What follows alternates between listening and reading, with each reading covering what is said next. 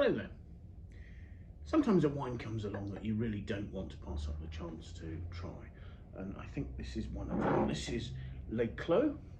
It's a Pinot Noir from the Herault, and it's made by Domaine Anne Gros and Jean-Paul Tollot. It's the 2020 vintage of that.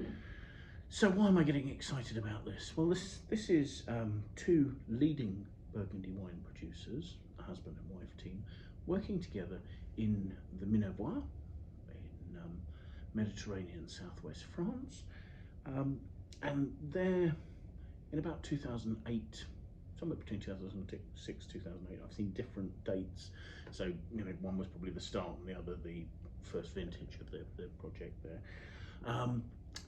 They bought and they've rejuvenated and are making some fantastic wines in the Minervois from an estate in the village of Cazelles.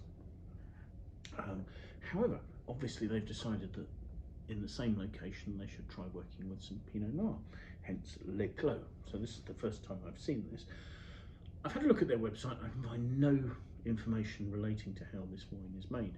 However, on the website for their Minervois wines, there is quite a lot of references, a whole page of reference to the Clos Beaut in Burgundy. So I wonder if there is some tie-up between where the vines have come from for this wine and the Clos Beaut.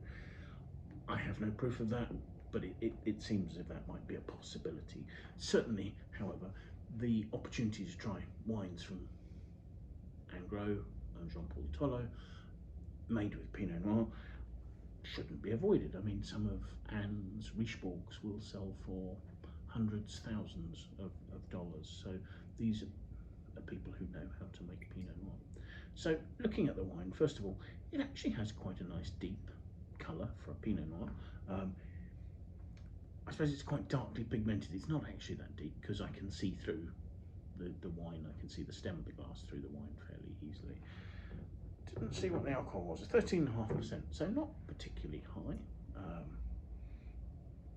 I guess it's throwing tears actually quite reasonably. Let's see what the aromas are like.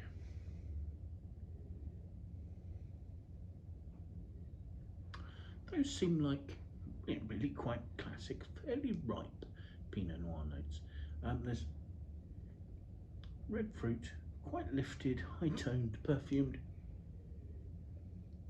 but I suppose it's got a jammy nature. It's sort of showing that more warm southern France touch. There might also be a tiny touch of sort of ripe, rich, slightly reduced meatiness to it as well, but just a hint. And let's have a try.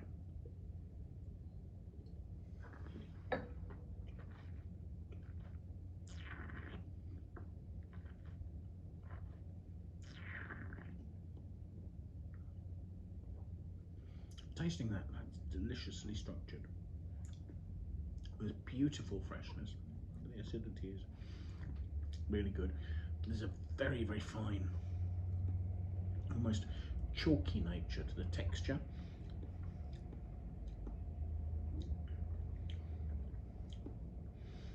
The red fruit is heading towards a plum note, but it's not quite as dense and not quite as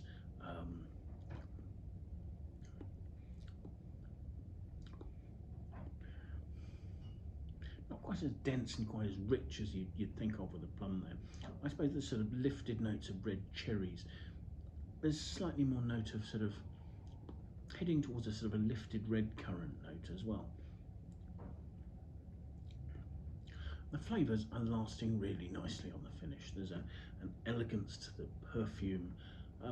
The wine is only at mid-weight. It's not huge. The alcohol at 13.5% isn't giving it a sort of really rounded mid-palate. There's plentiful structure, but it's very fine, and it lasts really quite well. There is a little bit of grip at the back of the palate there. So yes, this is a wine that I think will be interesting to see how it ages. It's certainly very high quality.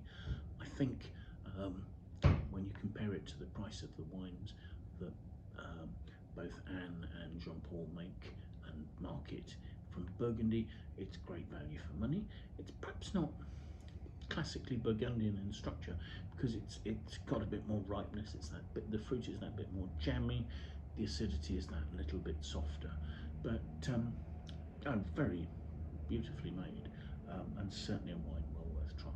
So thank you very much for joining us. I hope you find this interesting. I think maybe if you get the opportunity, see if you can find a bottle of Les Clos and try that for yourself. Please do like and share the video with your friends. Do leave comments. Do follow us on YouTube. That would be great. But most importantly, if you can find the time, it'd be really great to have you join us again for another one of these tastings in the near future. Goodbye.